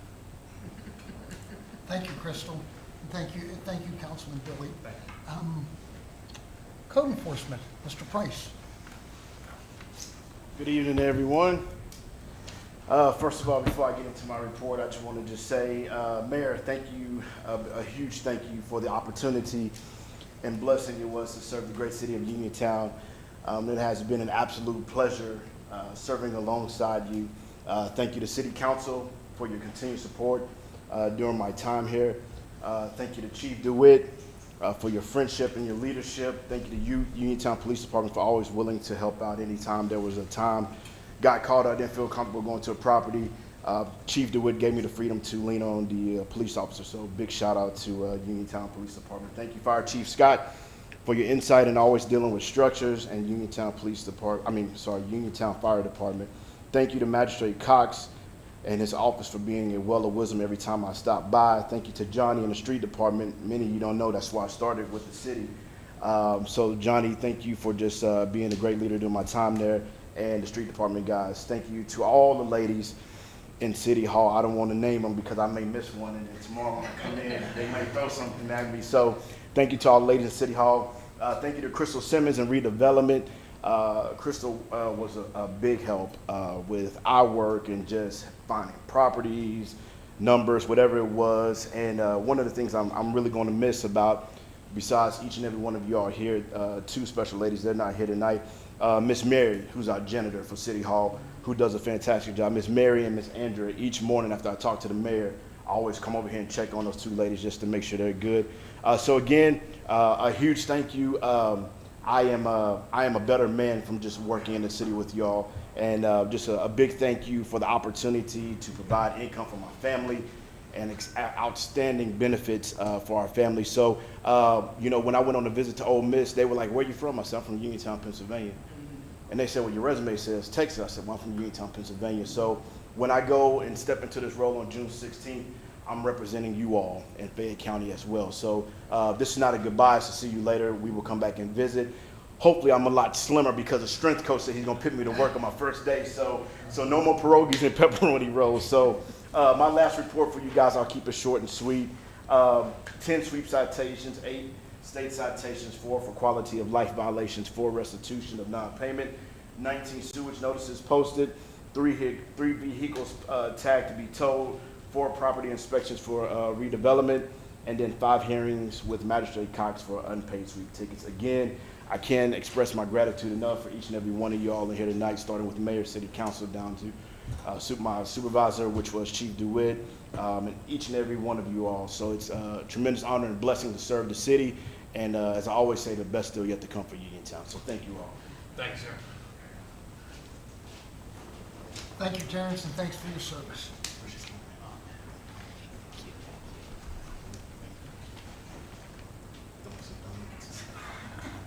May God keep you and bless you and God bless you.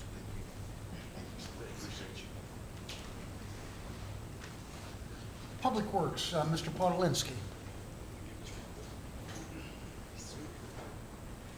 Sue's meeting, you want to give it? All right. You're going to have to come back every meeting for this.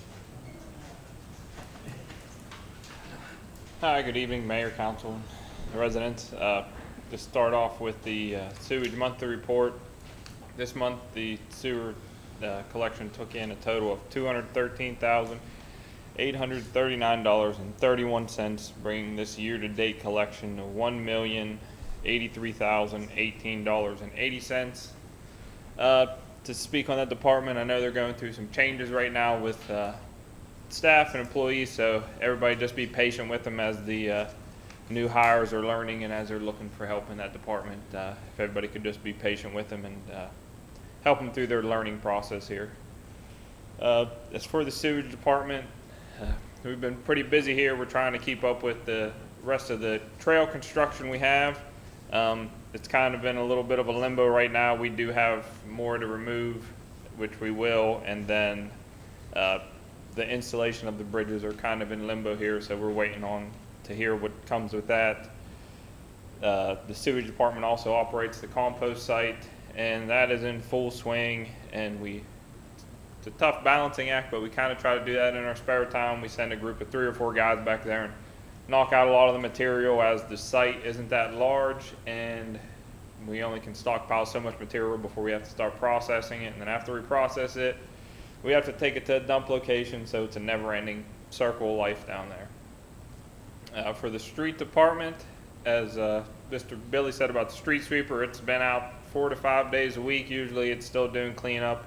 The street department guys go downtown and do the garbage cans and blow the sidewalks off every day here. And we've had compliments before about how clean downtown is when some different entities have come in here, and they take pride in keeping it clean downtown and trying to collect everything.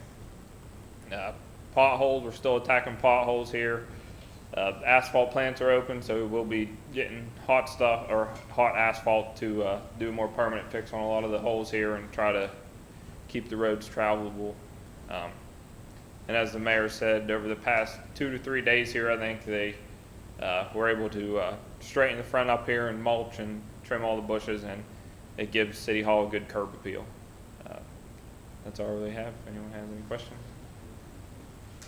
Yep, thank you. Thanks, John. Appreciate it, and appreciate all your hard work.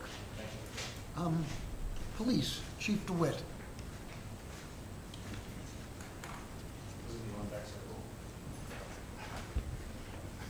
Evening, everyone. I'll be short, I promise. So during the month of May, the Uniontown Police Department responded to 813 calls for service. A breakdown of some of those calls included 27 vehicle accidents, 10 assaults, 3 frauds, 23 welfare checks, 41 domestics, 9 assist fire calls, 21 disorderly conducts, 13 warrant services, 19 EMS assist, 16 assist other police departments, 22 harassments, 2 shots fired. One of those shots fired calls is an unfounded call, which means we found no evidence other than a single caller. 41 alarms, 18 thefts, 13 criminal mischiefs, 7 controlled substance cases, 19 animal complaints, 89 suspicious persons, activities, or vehicles, and 4 burglaries. Officers made a total of 59 criminal arrests, issued 11 non-traffic citations and 65 traffic citations. We've also stepped up patrols with the weather of our parks, trails, either in the city or out of the city, as well as our parking garages, which we've had an influx of people cutting copper out of our parking garages of old lines that are no longer in use. But you will see officers more frequently in there. Again, if you see something over there, please say it. We can't be all over the city at all times, but we will be there. Additionally, you saw we're having a lot of EMS assists, or we're getting a lot of overdoses again. Not so much in the city. I'm hearing them all over the place. But we've had, I believe, 3 today. While we were here in a meeting, we had 2 of them over in the park. As I stepped out, my radio was going off. So, Mayor and Council, any questions? Thank you for the votes again. You see, we had an officer leave. She left for a job in the South Hills of Pittsburgh. That's the nature of the job market that we're in right now. But Mayor and Council, any questions? No? Thank you all. Terrence, I don't know if he left. That's a big loss. Amen. That's a real big loss. Thank you, Chief, and thank you for your service. Chief Kahn, Fire Department. Steve, what's today? Bingo. There you go. For old time's sake. All right. As always, start out for our monthly report, do a little rundown of our incidents. For the month of May, we did the following incidents: 14 fire-related incidents. These included 1 building fire, 2 scorch burns, but the fire failed to ignite, 4 smoke conditions, but the fire failed to ignite, 2 kitchen fires confined to the stovetop, 1 car fire, 3 trash fires, and 1 outside equipment fire attached to the house, and that was a generator. So you can see, along with that 1 building fire, we had an awful lot of close calls. I keep reiterating on that. It's just good we're getting to them quick and containing things, you know. So as far as our rescue-related incidents, 30 altogether for the month. These included 20 motor vehicle collisions. 3 of those had injuries, 14 with no injuries.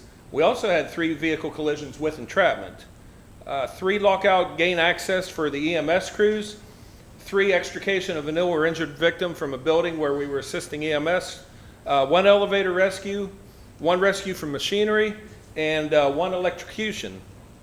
16 hazardous condition incidents, and these included 2 gas leaks, 2 toxic conditions, 9 power lines down, 2 arcing short-circuited electrical equipment incidents, and 1 building collapse. That actually also was the result of a car that had struck the building too, so kind of interesting, unfortunate also.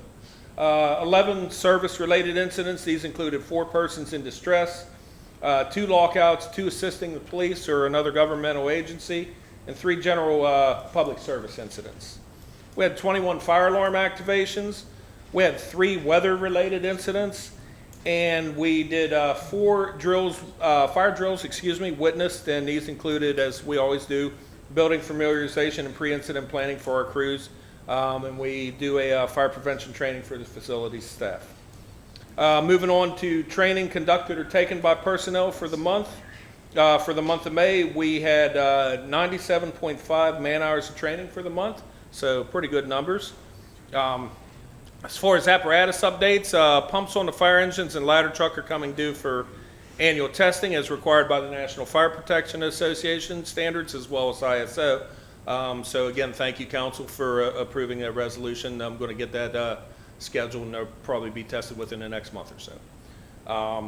Air quality samples and breathing air compressor testing is also coming due, and these are also tests that are required by the NFPA as well as the Compressed Gas Association standards annually. Our ladder truck is due for PA state vehicle inspection this month. I went ahead and scheduled that. Just a couple miscellaneous things. This is our busy season. We are always busy as far as fire prevention activities and stuff, but this is particularly busy is from mid-spring on to early fall, and of course not including Fire Prevention Month, which is like our super busy one. So, but anyway, you get the gist. So we have already begun with that and have participated in a number of community events. Also, it was a busy month for our staff on duty. We conducted a number of station tours and public fire education programs for schools and community groups in the month of May. So I'd like to just throw a plug out there. If anyone has a whatever, Boy Scout group, church youth group, so on and so forth, if they would like to schedule a tour, our business line at the department is 438-6900. And you can call that number. It's staff 24/7, and one of the on-duty guys can help schedule that. So we'd be glad to have you and show you around. One other thing that the mayor had brought up, and we were talking about this here a couple weeks ago too, about looking for people who want to serve their community. And this is a reminder too, we are a combination of paid and volunteer department, and there are opportunities for people in the public to join, and maybe not even necessarily as a firefighter, maybe a fireground support person, you know, someone helping work fundraisers, but the opportunity is out there. So there again, if that's something you would be interested, give us a call or stop in. And then finally, bingo. All right, so hurry up and get over there because it starts in 5 minutes, so better get moving. That's all I got. Thank you. Thank you and good night. Thank you, Chief, and thanks for your service. You're welcome. No problem. It's the time and place for public comment. We have our rules posted on the doors. Keep it brief, 3 minutes, and just be mindful of other people's times. So at this time, do we have any public comment? State your name, please. Good evening, everybody. Good evening. My name is Joe Neubauer, and I'm here tonight not as business owner in the city of Uniontown, but as a chairman of the Downtown Business District Authority. I wanted to rip this up because Councilman Billy and Ms. Simmons covered most of my points on here to save everybody from hearing a lot of it again. So I'll speak from my heart. So I'm here tonight on behalf of our board to ask for council's help. We are trying to work with the city of Uniontown and partnering with the redevelopment authority, which we're helping supplement them with funds that we currently really do not have to do. We see it as a way to go forward. We really, really want some kind of agreement with you guys to be able to push the city to go forward. What that looks like, Councilman Billy, not 100% certain. There were a couple agreements that had went back and forth. I think you and her each touched on one of them. Solicitor Witt, this might be a better question for you at another time, and I'm more than welcome to come back and speak again if I need to. Within regards to special assessments, other revenue streams, we were just throwing a draft out there. We wanted you to know we're here. We want to talk to you. My board's hungry. They want to see things done. They want to see action. They've made this place their home. This is where they want to conduct business. This is where they want to see it happen. We don't want a lot more talking falls by the wayside, and then, here we are again, a few years later, maybe bringing it up again with a lot more exhausted energy and feels like we're going down the same hole. Councilman Billy, this might be addressed for you. In regards, this board is not autonomous. To be on it, the Uniontown City Council, if I'm not mistaken, you must approve somebody that's has a business or manages a business in the central business district of the city of Uniontown. Yeah, so there is criteria to be on that, and so at the most basic, minute is going to be you own a business. Yeah. In that district. Yeah, so that would you guys look to approve? I believe there was a resolution not too long ago to approve Pam Moore onto our board not too long ago that city approved to make happen. And I would like you to know that it's just not, we're hungry, we want to make something happen. While everybody could go their separate ways and attempt to get that done, I think in a much grander picture, it looks better if the city redevelopment, the Downtown Business District Authority, and City Hall is all unified in that plan. I've been parts of a couple other groups. There's 6 people going 6 different directions. And I don't think doesn't have to go fast, but it doesn't seem to me like it's not stagnant. It's not very going forward. I would just like everybody to know, hey, we're here. We want to talk to you. We're hungry. We want to do stuff. We want to see Main Street and other areas in the city limits to be either revitalized, or we have to knock a building down to fix something to, this area for its long term needs to have all that. That's the Crystal touched on the bid. Was based out of in York County. They have everybody that works on all their other boards there. They listen to the business district as to what goes back to council for how they develop and amend their planning. That's one of the real big items. We're trying to do a business committee everybody meets, has their ideas. We're drafting our first plan to get one of these out during the summer months. Invite you all to come and attend whenever we get that together. We'll share that in email form, or however needs to be best communicated to you, we will do that. And with this is all done, we're all volunteering our time.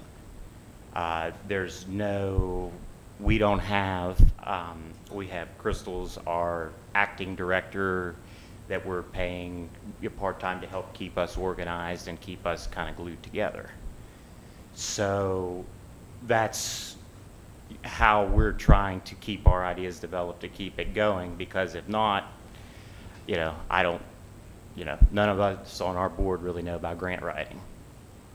She could tell you page to cover, page to page, what you need to do. So we need somebody like that to be able to help us stay relevant. We want the agreement an agreement with City Council, because we feel that we can help supplement that so we can continue to chase some of these other grants, some of this other funding to make the city go forward. So that's all I got for you. That was probably longer than 3 minutes, Mr. Mayor. I do apologize. It's 3, Joe, but No, it was I have informative. to say, Joe, I thank you, and thanks for your participation and dedication to what you and your family had to do in the city. And looking back from the email that you just responded back to, as involved as you guys are, you're over at Marshall Park, and you're over at the parking garage with Rob, and you're making sure that you're giving in the phase 1 that you want to make sure that we have the proper, and that's just the proper base for these light poles. So, and I think that's just like an example of that is a small light poles, right? And I think that it's on that, the plan for Marshall Park area, the library area, and then over by the market house. So I really, and getting to touch base, and it's kind of getting off the subject here, is touch base with the mayor said with the festival this year. And, I really would like to get Marshall Park in that area really outfitted in a proper way that we can have a proper function and event there. There's 3 acres of green space. We can incorporate the parking lot and do everything, and I just think that it would be, good. So, thank you for speaking what's on your mind and coming from the heart with it. There is room for negotiation. So, Appreciate that. oh yeah, always. I mean, I think it's an open door, even though there's disagreement. I feel that there could be something. I'd like to really get into the special assessment, looking at that. One avenue of that special assessment could be increasing the peddler's fee that we have for like flea markets, or that we have for that. That could be something that helps generate. I don't know. The only other way you can make up is with fees and stuff like that. Like, you can't really, I don't want to burden taxpayer on money that way. So I really like to entertain that. Thank you. Again, thanks, Joe. Any other public comment this evening?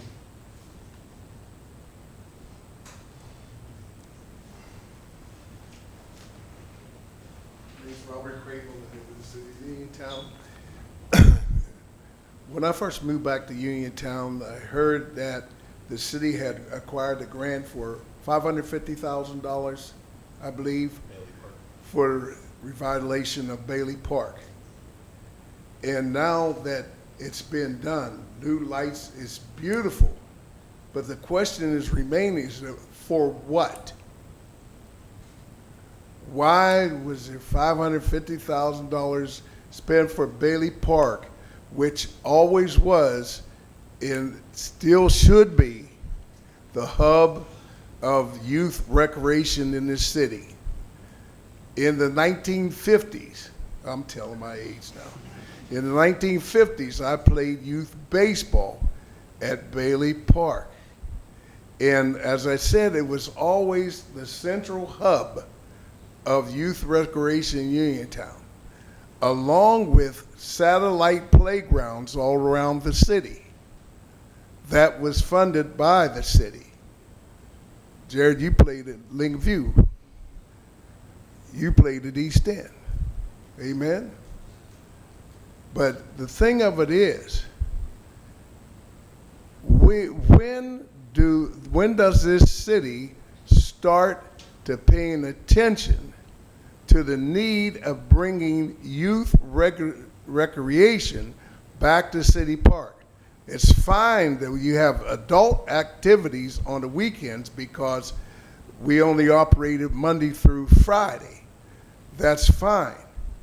But when is the plan going to be brought forward to bring youth baseball and bring the playground back to there where kids from all around the city?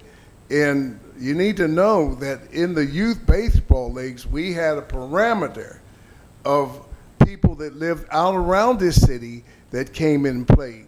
Bailey Park was always full, at least 5 days a week.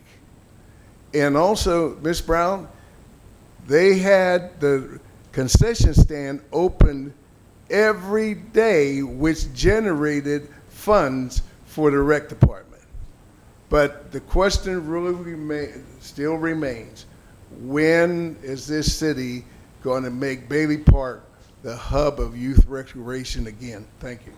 I can answer that for you, and Mr. Winfrey, we've had discussions. That's the reason why I ran for office. I moved back here and I saw where there was nothing for the children. Little league, everything just disappeared. And that's what saved me as a single mother. 2 children. And a child with ADHD. He played every sport that was offered with the city, and it helped him. And it helped me as a single parent. My children ate many lunches down there at Bailey, when we didn't even have anything to eat. Okay, so that was my reason why I ran, and we've had discussions. Where I get a wall is public participation. I'm only one person. You see what I'm saying? So to have someone help, they're great ideas, it's there. Public participation. But isn't there a board, a rec board? We have to. That's what the rec board is That's for. what I'm saying, it's just, we'll talk privately about that, but at the end of the day, there's no participation. And Mr. Winfrey can attest to that. Right. You know, we Because talk about it all the time. Because I know I presented to the mayor and to this council So if you're willing that to help me. I had an individual who is an expert at organizing youth baseball. The Sox. Huh? Sox. There you go. So maybe we all should connect. Yeah. And, I just need help. It's as simple as that. Because I'm only one person, and I moved away. I'm not from Uniontown, so I'm not affiliated with anyone, so I'm not connected with anyone. You are. Everyone, you guys know more people than I know. But I know that is my number one desire. Yeah, like I said, I put y'all in contact with somebody that is an expert at doing these things. Let's do So, it. I just yeah. need help. We need people to step up and say, hey, I want to be on the board. I want to help with Can this. I ask one question and I'll get out of your way? What happened to the city-funded playgrounds? I remember there were city-funded playgrounds and they hired kids on some type of program that paid for them to keep the playgrounds up and running. This kept the children busy up until what playgrounds closed about 8 o'clock in the evening, I think it was. up until 8 o'clock in the evening. And it was just marvelous. And I mean, Bailey Park, what, you say a day, 1,000 people? Yes. I mean, and that chewed up a lot of time. You know, there was Yeah. still time to get in trouble with that. Playing the 2 games Yeah. almost every Oh, night. yeah. You know, Yeah. that chewed up a lot of time. And the Yeah. friendships that we were able to create right there was, and you hit it right on the head. It was from the outside, even pulling from the outside of Uniontown, Yes. from getting out to the Flatwoods area. Yes. You know, and I mean, I played on the lines with Chico. Oh, yeah. You know, and I tell you, we had a gentleman that lived out by the Artico, out on 51, and he would walk to Bailey Park Oh, yeah. for that. So, you know, I really think when we look at it, you know, we have to get back with the church organizations, with the fraternal orders of the city, and firemen had a team. You know, Yep. you had the Elks, the Kiwanis, Yep. you had the Lions Club, Rotary, Teamsters. You know, you had all those teams, and you had that support. You know, and it really, and even what you see tonight, who did we hire? We hired all for Grant Street. You know, and That's what caught and my that's the thing, too. attention. And The I feel, focus is too, on Grant Street. and I feel too that it needs It's to be not spread the out. hub of youth recreation. Yeah. Not Ben Franklin, where there used to be a city, or remember over in East End, well, Grant Street took the place to East End. You know, but now you got a new playground over to take place in Lake View, and then also you have one over Wednesday. I'm sorry, skip my right.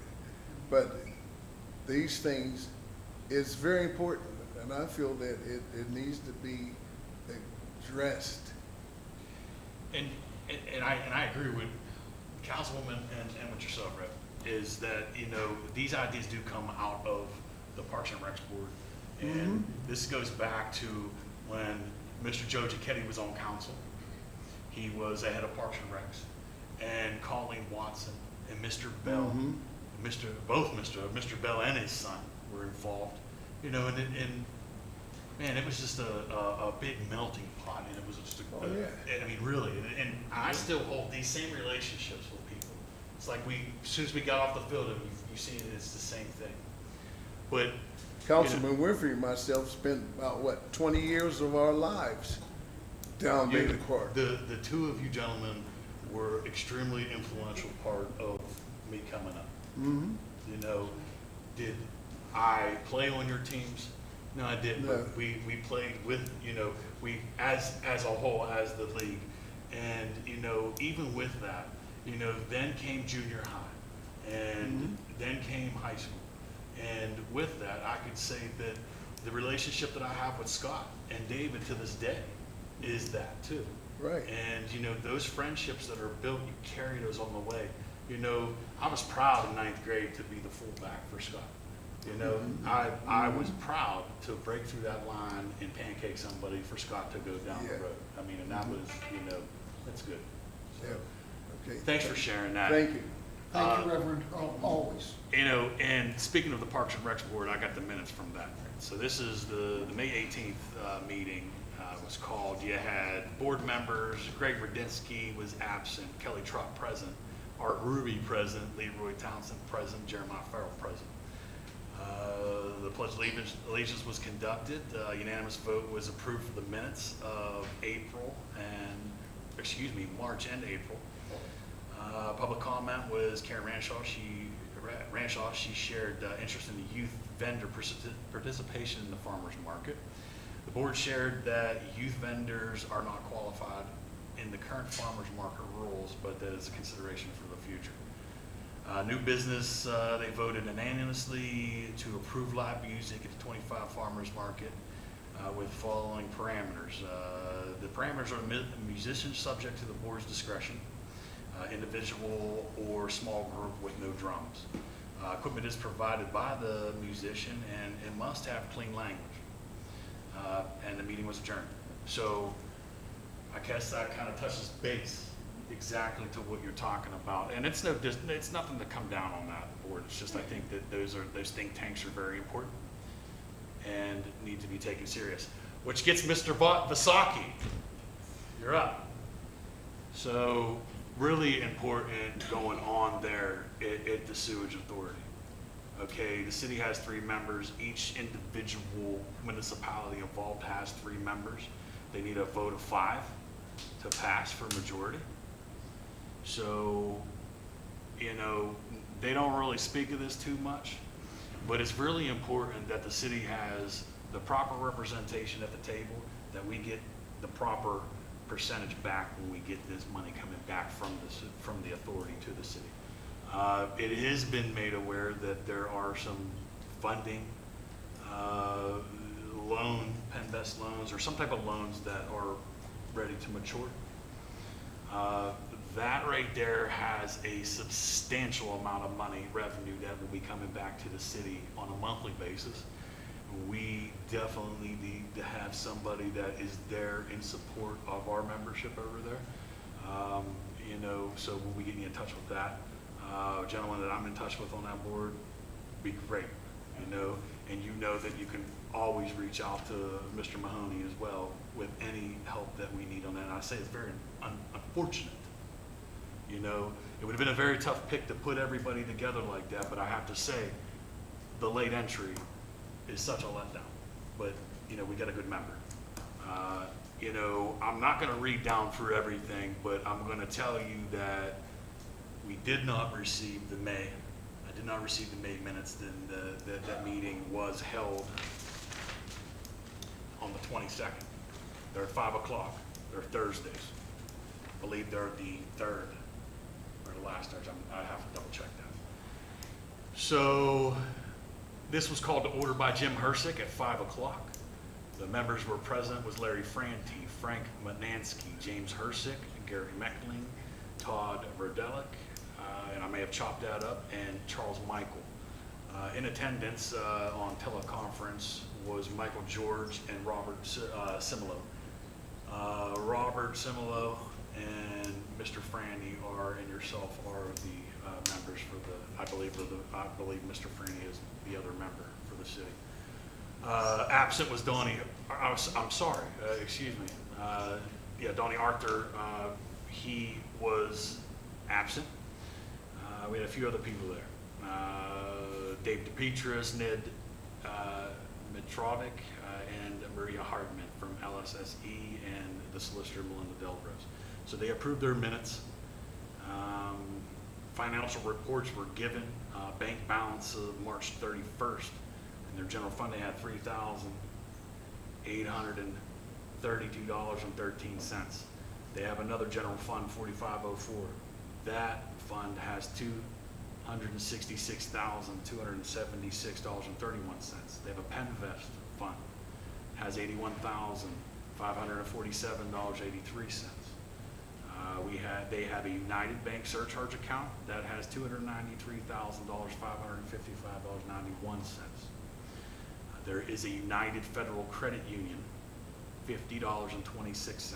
They have a United Reserve account. That reserve account has $176,152.43. So they have a few CDs that are getting ready to mature in 27. One of the CDs is for a little over $343,000. There are 2 for January of 27. Both of these, and we're gonna double check on that, so we'll get back to it because it was a double. It's the same entry for the same number, so we'll get back to that one. There is a CD that is maturing this year for $711,000. Okay, and last year there was a CD that matured. Excuse me, I'm sorry. On April of next year, we'll have another CD maturing of over $594,000. It is so important that we have the proper representation there so that we're able to get back exactly the number that the city deserves, not the number that the majority wants to hold. And now when I say this, we work well together. We've had some we've had some work with North Union that worked really well on some of these findings that we had with the state. You know, but the thing is that the city should not be Buffalo. It needs to be a fair split. And the fair split is the exact number that comes back to the city, not thirds. This is very important that we have that, very important that, you know, we immediately get you in touch with your members, your fellow members over there. Thank you. You got your work cut out. You thought she was out and now you're back in. And I'll give you this, and also with that is a flow chart report from February. Would you like me to read that? No, I'll take a look. Okay. Thank you. I appreciate that. And as always, I'm a phone call. Any other public comment? Just state your name, please. Sorry. Thank you. I was like, did I miss it? My name is Erica. I live here in Uniontown. And I didn't plan to comment on Bailey Park, but I do want to say that we live right next to Bailey Park and are really grateful for what we do see down there. I know there are a lot of improvements that still need to be made, but we've lived here for just 11 years now and walk there every single day. And it's night and day. You know, I know it's incremental improvements, you know, but it's night and day. We saw a pickup game last night when we were walking our dogs. You know, we see a little garden going up with bird boxes and that, you know, with our friends putting that in. So there are changes happening, and, you know, obviously we all want it quicker, but just wanted to say that really appreciate what is happening because we live right there. But what I did want to comment on is a thank you, because last week with the heavy rain, we had flooding between several of our homes in our neighborhood. And so I wanted to thank, I don't know the official name of the department, but the City Sewer Street Department, especially Chris and Bo and John, for their response time, their professionalism, and educating us on the work that still needs to be done in blocked terracotta sewer pipe on our property, or right near our property, is causing some issues. So whatever you approve tonight for their department, I fully support. Really, behalf of myself and my neighbors, just really thank you guys very much. Thanks. Thank you. Thank That's you. very nice. Thank you for sharing. Thank you. Any other public comment this evening? One thing I'd just like to add to Jared's report with the sewer authority, and that I don't know if a lot of citizens know, but each township flows through the city's own lines to get to the sewage treatment plant. And there's agreements set in with North Union, South Union, but the majority of the burden does fall to the city as we own them and they are in our district to maintain. And as I said, the cost of maintenance and that and different things are already in agreement with them, but we take the burden of most of the issues, and we are the final point before the actual treatment plant. So the final point is the first to have all the issues, as that is where all the flow is coming in. And as Jared said, there's a lot of numbers go around, and I've worked well with Steve even before he was a councilman. We've dealt with each other. He works for PA American Water, and we're always intertwined with them, and any issue I always had with that, Steve was always quick to help and come, and then I worked along with Steve as a councilman, and he was always very helpful and knowledgeable there, so I think he'll be a good fit for the Sewer Authority Board, and we'll keep on track and keep everybody on their toes. Appreciate that. Thanks, Johnny. And again, thanks, Steve, for your willingness to serve. We really appreciate it. Thank you, very good. Again, any other public comment this evening? That's all I have. Be it resolved by the City Council of the City of Uniontown to adjourn to meet July 3rd, 2025 in City Council chambers at 5 o'clock p.m. Councilman Winfrey? Yes. Councilwoman Brown? Yes. Councilman Billy? Yes. Councilman Thomas? Yes. Mayor Gurke? Yes, and thank you all for attending. What's Pastor Jim's last